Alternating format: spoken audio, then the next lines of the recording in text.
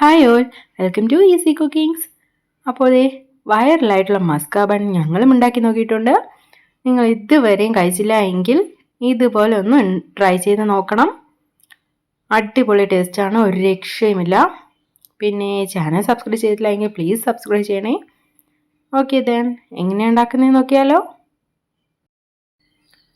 ആദ്യം നമുക്ക് മസ്ക ബണ്ണിന് വേണ്ടിയിട്ടുള്ള ബൺ തയ്യാറാക്കിയാലോ. അതിനായി പാൻ അടുപ്പത്തേക്ക് വെച്ച് ചൂടായ ശേഷം അതിലോട്ട് ഒരൽപ്പം ബട്ടറോ നെയ്യോ ചേർത്ത് കൊടുക്കാം. അതൊന്ന് ചൂടാകുമ്പോഴത്തേക്കും നമുക്ക് ആവശ്യമുള്ള ബൺ അതിലോട്ട് നിരത്തി വയ്ക്കാം. ഇത് ഒരു സൈഡ് ചൂടായി വരുമ്പോഴേക്കും തിരിച്ചിട്ട് അടുത്ത സൈഡും ഇതുപോലെ തന്നെ നമുക്ക് ചൂടാക്കിയെടുക്കാം.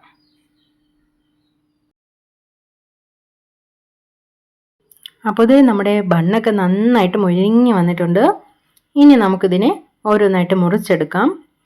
ഇതിനെ മുറിച്ച് രണ്ടാക്കേണ്ട ആവശ്യമില്ല. അടുത്തതായി നമുക്ക് ഇതിലോട്ട് ഫില്ല് ചെയ്യാനുള്ള ക്രീം ഉണ്ടാക്കാം.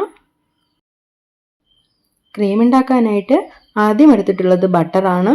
ബട്ടർ നമുക്ക് ആവശ്യത്തിന് ചേർത്താൽ മതിയാകും. വീഡിയോ ഇഷ്ടപ്പെട്ടാൽ ലൈക്കും ഷെയറും ചെയ്യാൻ മറക്കരുത്. പിന്നെ നിങ്ങളുടെ അഭിപ്രായങ്ങളൊക്കെ കമൻറ്റ് ബോക്സിൽ രേഖപ്പെടുത്തണം. ഇനി ഇതിലോട്ട് കണ്ടൻസ്ഡ് മിൽക്കാണ് ചേർക്കേണ്ടത്. മധുരത്തിന് ആവശ്യമുള്ളത് ചേർത്താൽ മതിയാകും. ഇതോട് ചേർത്ത ശേഷം സ്പൂൺ കൊണ്ട് നമുക്ക് നന്നായിട്ടൊന്ന് ഉടച്ചെടുക്കാം. ഇപ്പോൾ ഇത് റെഡി ആയിട്ടുണ്ട്. ഇനി ഇതിലോട്ട് നമുക്കൊരു വിസ്ക് ഉപയോഗിച്ച് നന്നായിട്ട് പതച്ചെടുക്കണം. ഇത് എത്രത്തോളം പതച്ച് നന്നായിട്ട് എടുക്കുന്നുവോ അത്രത്തോളം ടേസ്റ്റി ആയിരിക്കും. ഇനി ഇതിലോട്ട് നമുക്ക് ഒരൽപ്പം വാനില എസൻസ് കൂടി ചേർത്ത് കൊടുക്കാം. വാനില എസൻസ് ചേർത്ത ശേഷം ഇത് നന്നായിട്ട് മിക്സ് ആക്കിയെടുക്കാം.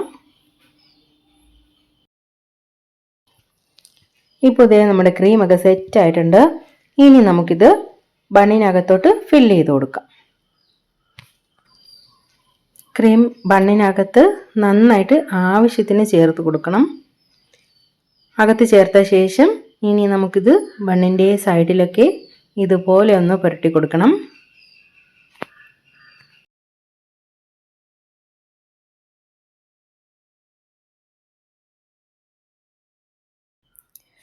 അങ്ങനെ നമ്മുടെ മസ്ക ബൺ റെഡി ആയിട്ടുണ്ട്.